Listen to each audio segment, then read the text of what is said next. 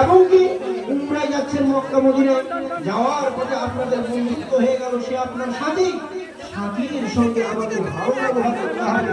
তারপরে আল্লাহ তাবারক ওয়া তাআলা বলছেন ওয়ামা মালাকাত আইমানুকুম, ওয়ামা মালাকাত আইমানুকুম, যারা তোমাদের দাস দাসীদের সঙ্গে ভালো ব্যবহার করবে। এই দাস দাসীকে আরবি ভাষায় বলা হয় খাদ্দামা টাদ্দামা, এগুলো আমাদের দিকে নাই। আমাদের ভাষায় যাদেরকে আমরা বলি চাকর চাকরানি, চাকর চাকরানি, তো আমরা বলছেন ওয়ামা মালাকাত আইমানুকুম, কাজের লোকের সঙ্গে দাস দাসীদের সঙ্গে ভালো ব্যবহার করতে হবে। আল্লাহ কেন বললেন? কারণ আগে লেবারের সঙ্গে এতটা জুলুম করতো, এতটা অত্যাচার করতো, এতটা তাদেরকে কষ্ট দিত, কিন্তু সবাই তো যায় স্বাধীন জীবন পেতে, স্বাধীন জীবন পালন করতে, কিন্তু মুনিবেরা মালিকেরা সেই লেবারের সঙ্গে অনেক গোলামের সঙ্গে অত্যাচার করতো।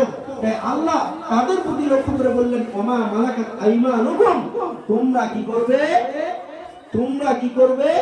দাস দাসীদের সঙ্গে তোমরা ভালো ব্যবহার করবে, সৎ ব্যবহার করবে।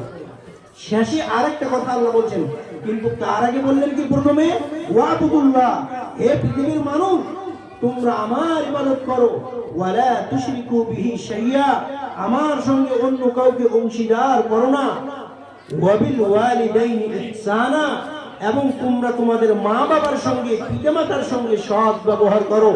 শেষে আল্লাহ বলছেন লাস্ট ফিনিশিং এ ওয়ামা মালাকাত আইমানুকুম ইন্নাল্লাহা লা ইউহিব্বু মান কানা মুখতালান ফাখুরা।